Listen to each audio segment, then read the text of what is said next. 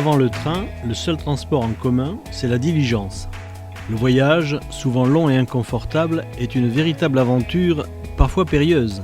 Il faut compter 6 jours de trajet pour se rendre de Laval à Paris.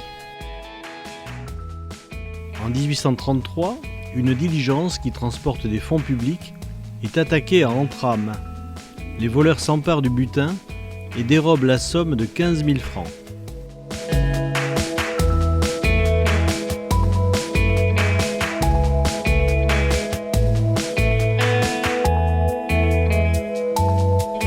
Au début du XIXe siècle, en Angleterre, le chemin de fer sert à transporter le charbon. En 1827, en France, la première ligne destinée au transport du charbon relie Saint-Étienne aux rives de la Loire. En 1830, cette ligne sert pour la première fois à transporter des voyageurs. En 1842, le gouvernement français décide la création d'un réseau ferroviaire en étoile composé de 5 grandes lignes au départ de Paris. En 1844, une ligne Paris-Rennes s'ajoute au projet.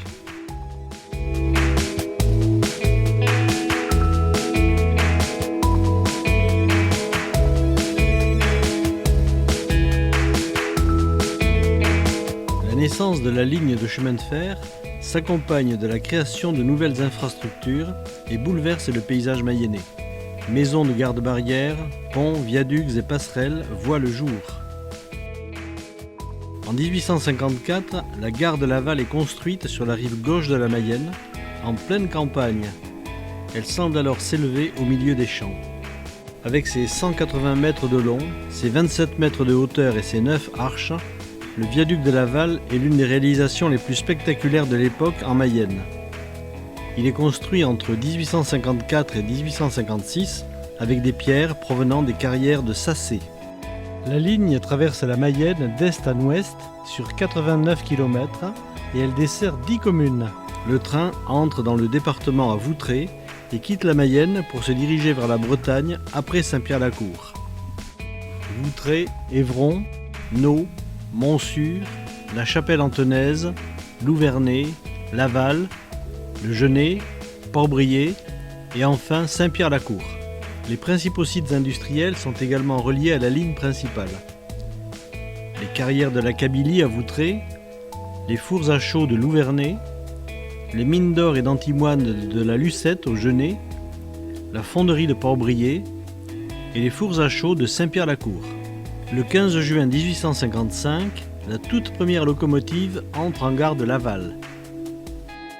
Laval, qui est le terminus, est alors à 8 heures de Paris. Il faut attendre 1857 pour que la ligne soit prolongée jusqu'à Rennes. En 1865, elle atteint Brest. La ligne Paris-Brest est née. La gestion de cette ligne est confiée à la Compagnie des chemins de fer de l'Ouest. Cette entrée dans la modernité suscite parfois craintes et appréhensions. Les habitants craignent l'arrivée de ces nouveaux engins bruyants, rapides et crachant le feu. Peu à peu, l'usage du train entre dans les habitudes des Mayennais qui l'utilisent pour des trajets plus ou moins longs. Il existe 3 classes de voyageurs. En première classe, on voyage dans des voitures confortables. En deuxième classe, on s'installe sur des bancs et le chauffage est inexistant. Ces voitures au confort rudimentaire présentent l'avantage d'être couvertes, contrairement aux wagons de troisième classe ouverts à tout vent. À Laval, le quartier de la gare s'anime. Des voitures omnibus véhiculent les voyageurs et leurs bagages.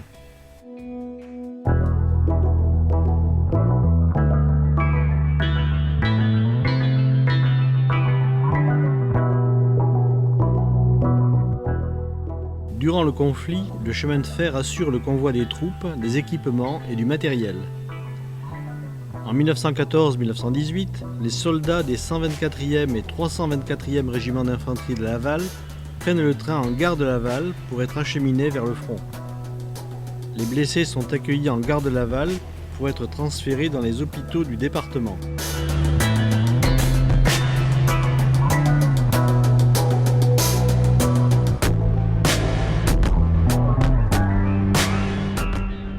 En 1837, la section de la ligne qui relie Paris au Mans est électrifiée.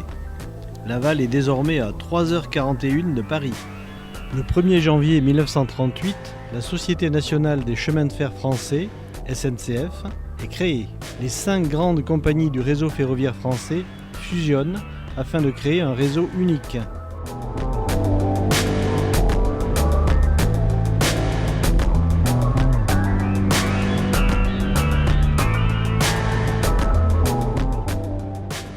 Le 21 juillet 1943, à 5 heures, un spectaculaire accident de train a lieu à Laval.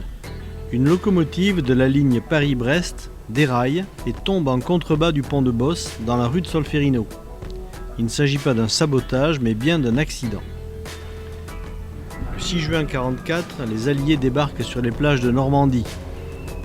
À Laval, au cours des mois de juin et juillet, le quartier de la gare est la cible d'intenses bombardements.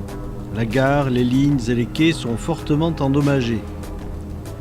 Point stratégique de la circulation ferroviaire entre Paris et la Bretagne, le viaduc est bombardé par les Alliés en juin et juillet 1944. Une des arches est coupée, empêchant tout passage de convoi.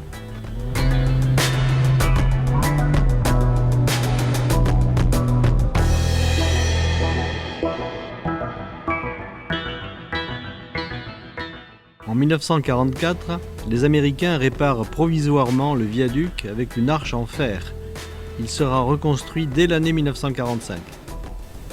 La reconstruction de la gare de Laval est plus tardive. C'est seulement en 1955, lors du centenaire du chemin de fer, qu'Albert Goupil, maire de Laval, ouvre officiellement le chantier de reconstruction de la gare. La gare de Laval est reconstruite à partir de murs subsistants. Les travaux sont achevés en 1957. La gare modernisée a gardé sa physionomie d'origine. Le hall de la gare en 1957, le buffet et les quais.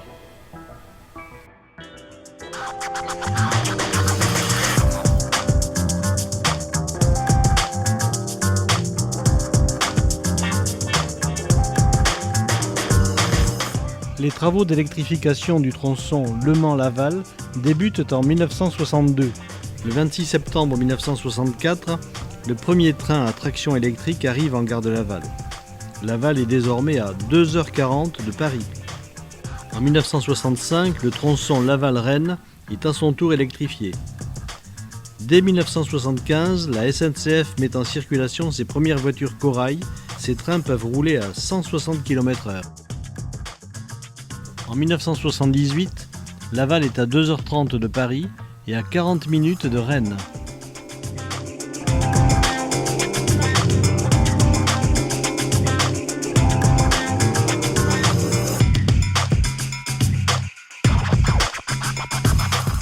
La gare de Laval accueille son premier train à grande vitesse le 20 septembre 1989. Laval est désormais à 1h40 de Paris. 9 ans après la mise en circulation de son premier train à grande vitesse, la SNCF lance le TGV Atlantique.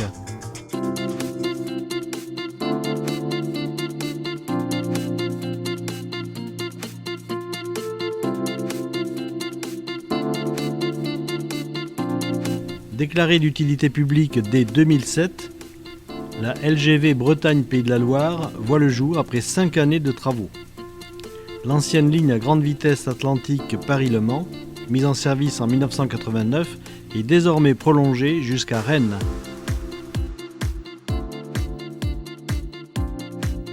Juillet 2017, Laval est à 1h10 de Paris.